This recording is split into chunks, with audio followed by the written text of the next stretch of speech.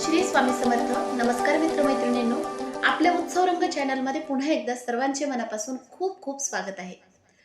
तर बघा, कोजागिरी पौर्णिमा ही आपण साजरी का करतो बरं? कोजागिरी पौर्णिमेला आपण ही आनंदाची रात्र म्हणून साजरी करतो. त्याचबरोबर चंद्रदेवतांचीच पूजा इथे होते का? नाही, तर आणखीन बऱ्याच देवतांची पूजा इथे होत असते. मग ह्या पूजेची मांडणी कशी करावी, कोणकोणत्या देवतांची या दिवशी पूजा केली जाते आणि या पूजेचे फळ आपल्याला काय मिळत असते, याची संपूर्ण माहिती आपण आज व्हिडिओमध्ये पाहणार आहोत. बघा, पहिल्यांदा मी तुम्हाला सांगते, यावर्षी 28 तारखेला आणि 29 तारखेला शुद्ध पौर्णिमा, म्हणजे आपण त्याला शरद पौर्णिमा सुद्धा म्हणतो आणि कोजागिरी पौर्णिमा सुद्धा म्हणतो. मग आता ही कोजागिरी पौर्णिमा दरवर्षीप्रमाणे आपल्याला याही वर्षी साजरी करता येईल का? कारण या वर्षी पौर्णिमेच्या दिवशी ग्रहण आलेलं आहे आणि या ग्रहणामध्ये आपण ही पूजा कशी करावी, हा प्रसाद कसा ग्रहण करावा किंवा हा प्रसाद त्याच दिवशी ग्रहण करावा का, याची एक थोडक्यात आपण माहिती जाणून घेऊया. बघा, पहिल्यांदा मी तुम्हाला सांगते का कोजागिरी पौर्णिमा ही कशा पद्धतीने साजरी करावी, म्हणजे याची पूजेची मांडणी काय असते.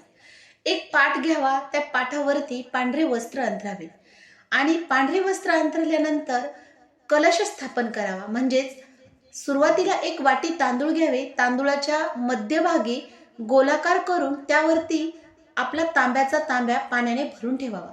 त्या पाण्यामध्ये हळदी, कुंकू, अक्षदा, फूल, 1 रुपयाची नाणी आणि सुपारी टाकून त्या जलाची आपण पूजा करून घ्यायची आहे आणि त्यानंतर वरती 5 विड्याची पाने ठेवावी लागतील.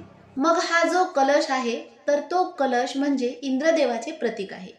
इंद्रदेवाचे प्रतीक मांडून झाल्यानंतर आपल्याला श्री विष्णूंची प्रतिमा किंवा फोटो लागणार आहे. फोटो अवेलेबल असेल तर तुम्ही फोटो मांडून ठेवा, नसेल तर आपल्याला विष्णू देवता म्हणून एखादी सुपारीची प्रतिमा त्या ठिकाणी ठेवता येईल. त्यानंतर चंद्राची प्रतिमा म्हणून आपण तांदळाने गोलाकारामध्ये चंद्राची आकृती प्रतिमा आपल्याला तिथे काढायची आहे.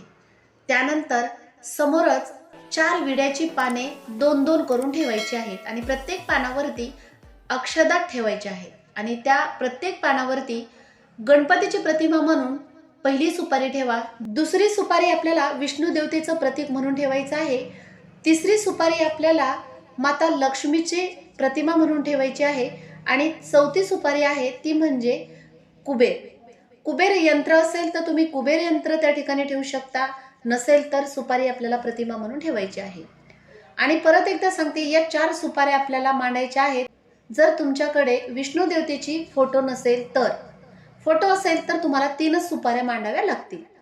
आणि त्यानंतर तुम्ही 5वी सुपारी वरुण देवता म्हणून सुद्धा या ठिकाणी मांडू शकता, नाही मांडली तरी चालेल. तर अशा पद्धतीने पाटावरती पूजेची मांडणी करावी. समोर तेलाचा दिवा लावावा, उदबत्ती धूप लावावी, रांगोळी काढावी आणि त्यानंतर जे मंत्र आपल्याला स्वामी केंद्रामध्ये सांगितले जातात, जसे की श्री विष्णूंचा मंत्र, श्री लक्ष्मी मातेचा मंत्र, असे हे जे आपण प्रत्येक प्रतीक मांडलेले आहेत, त्या प्रत्येक प्रतीकांचे आपल्याला मंत्र 108 वेळा एक माळ असं जपून घ्यायचं आहे. त्यानंतर श्री स्वामी समर्थ महाराजांची सुद्धा आपल्याला 1 माळ त्या ठिकाणी जप करायचा आहे. आणि ही जी मी तुम्हाला माहिती सांगत आहे, ती पूर्ण माहिती ही आपल्या केंद्रामधून मला मिळालेली आहे.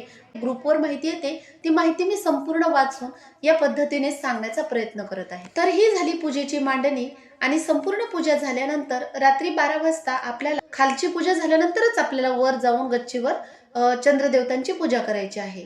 आणि चंद्राची पूजा आरती झाल्यानंतर जे आपण प्रसादासाठी दूध बनवलेलं आहे, त्या दुधामध्ये चंद्रदेवतांची प्रतिमा पाहायची, त्यांची सावली त्यामध्ये पडली, तो प्रसाद आपण ग्रहण करायचा आहे. तर मग दरवर्षीप्रमाणे याही वर्षी कोजागिरी पौर्णिमेला आपल्याला अशाच पद्धतीने पूजा करता येईल का? मग या वर्षी जे ग्रहण आलेलं आहे, त्या ग्रहणामुळे आपण कशा पद्धतीने पूजा केली पाहिजे, तर ही जी केंद्रातून मला माहिती आलेली आहे ती मी आज तुम्हाला सांगणार आहे. बघा, कोजागिरी पौर्णिमा व सत्यनारायण पूजा याची सेवा माहिती आपल्याला केंद्रामधून मिळत असते. म्हणजे या वर्षी ती सत्यनारायण पूजा करायची का, कोजागिरी पौर्णिमा कशा पद्धतीने करायची. बघा, शनिवारी सायंकाळी 6 ते 7:30 या वेळेत सत्यनारायण पूजा करावी.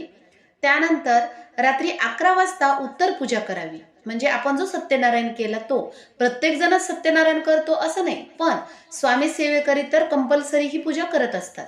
मग 11 नंतर त्याच ठिकाणी कोजागिरी पौर्णिमा व्रतपूजन करावे. कोजागिरी पूजन वेळ रात्री 12 ते 12:39 पर्यंत आहे. म्हणजे तुम्ही 12 वाजल्यापासून 12:39 पर्यंत ही पूजा करू शकता. रात्री 1 वाजल्यापासून ग्रहण सुरू होणार आहे. हे ग्रहण भारतासह सर्वत्र खंडग्रास दिसणार आहे.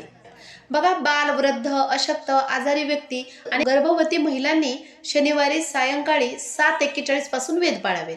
वेद काळामध्ये भोजन करू नये, स्नान, जप, देवपूजा, श्राद्ध इत्यादी करता येईल. मग या वर्षी 28 ऑक्टोबर 2023 रोजी शनिवारी कोजागिरी पौर्णिमेच्या दिवशी चंद्रग्रहण असून रात्री 1:05 ते 2:23 असा ग्रहणाचा पर्व काळ आहे. बरोबर. तर मग त्यापूर्वी बघा, दरवर्षीप्रमाणे रात्रीच्या वेळी लक्ष्मी व इंद्राचे पूजन करून दूध साखरेचा नैवेद्य आपल्याला दाखवता येईल. मात्र तो प्रसाद म्हणून एक केवळ तुम्ही पळीभर किंवा चमचाभर दूध घेऊ शकता.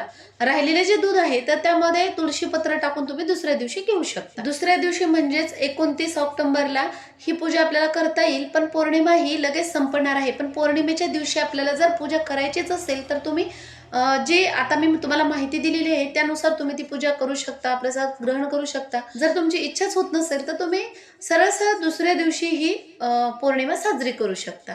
तर व्हिडिओतील माहिती ही केंद्रात सांगितल्याप्रमाणे मी तुम्हाला सांगण्याचा प्रयत्न केलेला आहे. आवडल्यास नक्की चॅनलला सबस्क्राईब करा आणि पुढे नक्की शेअर करायला विसरू नका. धन्यवाद.